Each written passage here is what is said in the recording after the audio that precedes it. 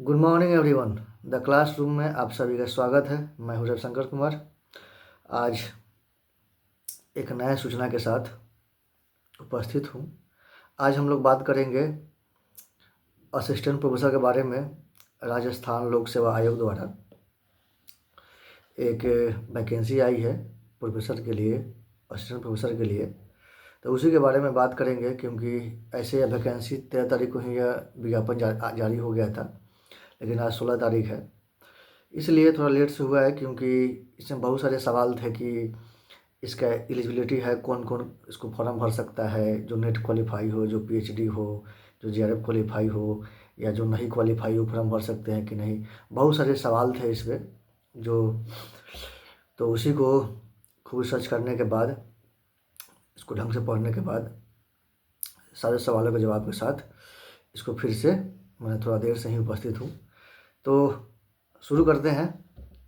तो इसमें जो राजस्थान लोक सेवा आयोग द्वारा है असिस्टेंट प्रोफेसर के लिए 575 पोस्ट, 500 पोस्टों की संख्या 575 है। और इसमें लगभग क्या है, 30 विषय हैं। 30 विषय में 575 का पोस्ट है। तो इसमें ज्योग्राफी में देखिए आपको 60 वो पोस्ट है, सीट की संख्या है।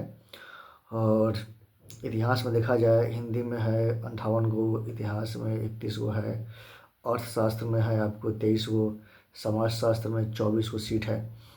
तो इसी तरह इसमें एक और सूचना है कि जो एजुकेशन है, एजुकेशन से एक भी सीट नहीं है। कि एजुकेशन का हिंदी होता है शिक्षा शास्त्र, उसमें एक भी सीट नहीं है उसके लिए। तो ये बात याद रखिएगा। अब कौन कौन सा विद्यार्थी, यदि कोई कोई दो दो को सब्जेक्ट से में किया हो, कोई शिक्षा शास्त्र से किया हो, कोई ज्योग्राफी से किया हो, तो यहाँ पर दिया हुआ है कि यदि अभ्यर्थी एक से अधिक विषय हेतु आवेदन करना चाहता है, तो उसे प्रत्येक विषय हेतु पृथक पृथक ऑनलाइन आवेदन प्रस्तुत करना होगा।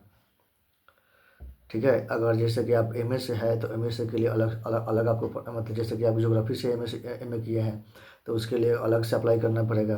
अगर फिर सोच रहे हैं कि नहीं हम एजुकेशन से भी फॉर्म डालें, तो उसके लिए भी अलग अलग अप्लाई करना पड़ेगा। ठीक है, यह बात आपको समझ में आ गई।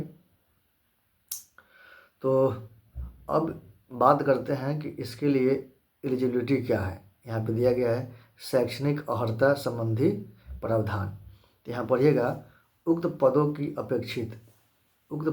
अपेक्षित शैक्षणिक अर्हता के अंतिम वर्ष की परीक्षा में सम्मिलित हो चुका है या सम्मिलित हो रहा है वाला व्यक्ति भी आवेदन करने के लिए पात्र होगा, किंतु उसे आयोग द्वारा आयोजित साक्षात्कार से पूर्व शैक्षणिक अर्हता अर्जित करने का सबूत देना होगा। ठीक है, नोट, साक्षात्कार से पूर्व अभिव्यक्ति के आशय साक्षात्कार की प्रक्रिया प्रारंभ होने के दिनांक साक्षात्कार का पहला दिन है।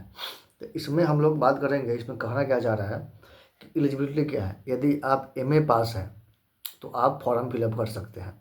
ठीक है, लेकिन आपको नेट चाहिए। तो नेट कब चाहिए? फॉर्म भरने के समय नेट नहीं चाहिए, या जीआरएफ या पीएचडी में क्वालिफाई हो तो उस समय नहीं चाहिए।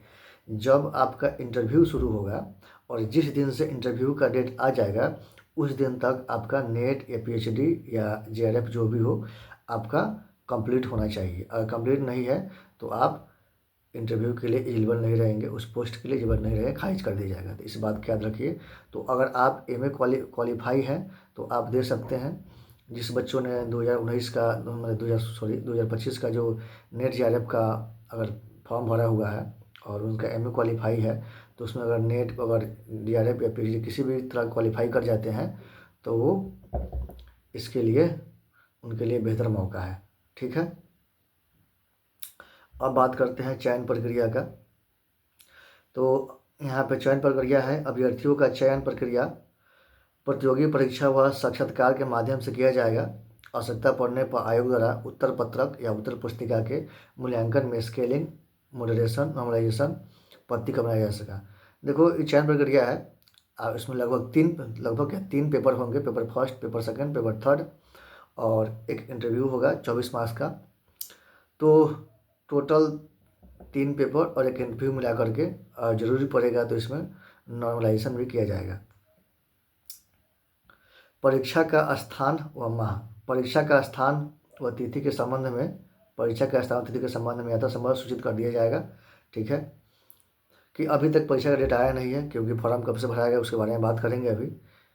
तो परीक्षा योजना पठन कार्यक्रम, परीक्षा वस्तुनिष्ठ रूप से ऑनलाइन या ऑफलाइन ली जाएगी। सभी प्रश्न वस्तुनिष्ठ प्रकार के होंगे।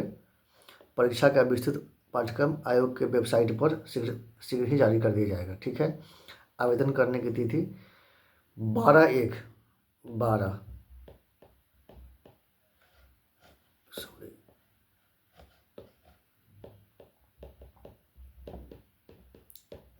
12 जनवरी से फॉर्म भरना शुरू होगा और 10 फरवरी तक इसको आप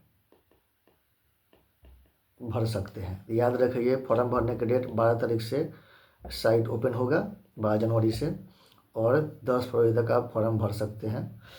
लगभग 1 महीने का समय है आपके पास। ठीक है, और लगभग अगर एग्ज़ाम का बात किया जाए, एग्ज़ाम कब होगा, तो वो लगभग मई या जून में एग्ज़ाम होगा।